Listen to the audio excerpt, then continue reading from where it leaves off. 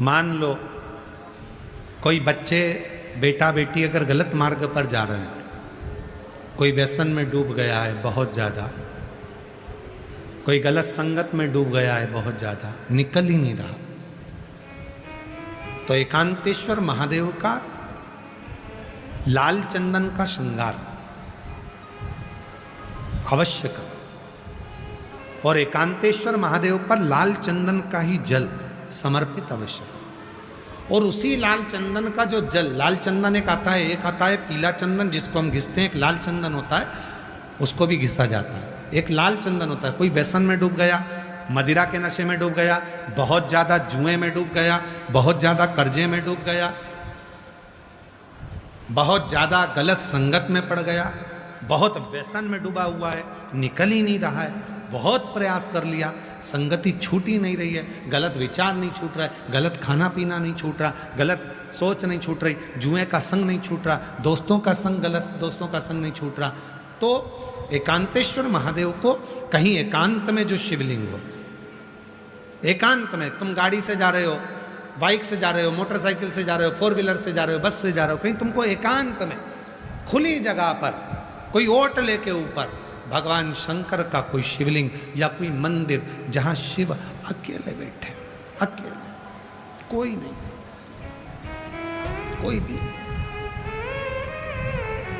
केवल शिवलिंग है, ना वहां पर जगतजननी जगदम्बा है, ना वहां पर गणेश जी की मूर्ति है, ना वहां पर कार्तिकेय जी की मूर्ति है, केवल शिव है, केवल शिव। कोई वृक्ष की छांव है, कोई खुला मैदान है, कोई मंदिर है जहां अकेला शिव बैठे हुए एकांत में, एकांतेश्वर, कोई नहीं। वहां लाल चंदन का लेपन करें, वहां लाल चंदन शिव जी को लेपन कर कर और वही लाल चंदन का जल शिव जी पे चढ़ाना प्रारंभ करिए। थोड़ा सा उसको कटोरी में झेलो, लेकर आओ, उसी लाल चंदन का जो जल है, उसी जल को उस व्यक्ति को जो गलत व्यसन में पड़ रहा है, गलत मदिरा के नशे में, जुए में, या कोई गलत व्यसन में, गलत संगत में, गलत विचारों में, गलत सोच में पड़ रहा है, उस व्यक्ति को भले चाहे सब्जी के साथ दे दो, भोजन के साथ दे दो, चाहे चाय के साथ दे दो, चाहे कैसे भी, उस लाल चंदन का एक बूंद जल भी अगर उसके अधर में, उसके मुख पर गया, धीरे धीरे वो व्यसन से दूर होता चले जाएगा और उसका ध्यान अपने परिवार की ओर केंद्रित होता चले जाएगा। एकांतेश्वर शिव जी का वो नाम है, एकांतेश्वर महादेव। एकांत में वास करना, भगवान शंकर एकांत में वास करते, एकांतेश्वर महादेव के रूप में विराज। और उसी तरह से है कुंदकेश्वर महादेव। एकांतेश्वर महादेव के लिए एक और चीज का वर्णन किया गया। एकांतेश्वर महादेव के लिए अगर कहीं ध्यान दें, थोड़ा सा हो सकता है कि स्मरण में आप लोगों के रहेगा तो आगे काम आ सकता है। एकांतेश्वर महादेव यदि शरीर के अंतर्गत कहीं पर, वहां पर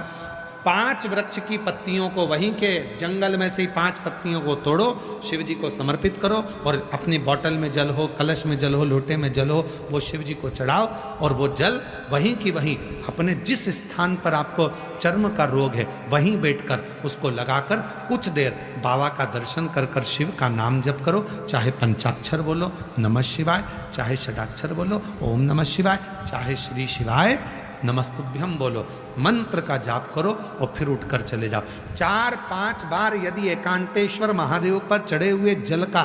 अपने शरीर पर आपने लेपन करना प्रारंभ करा, वो चर्म रोग धीरे धीरे धीरे धीरे समाप्त होता चलेगा। कल एक पत्र था, कल एक पत्र पढ़ा था, आप लोगों के स्मरण में होगा कि एक बच्चे को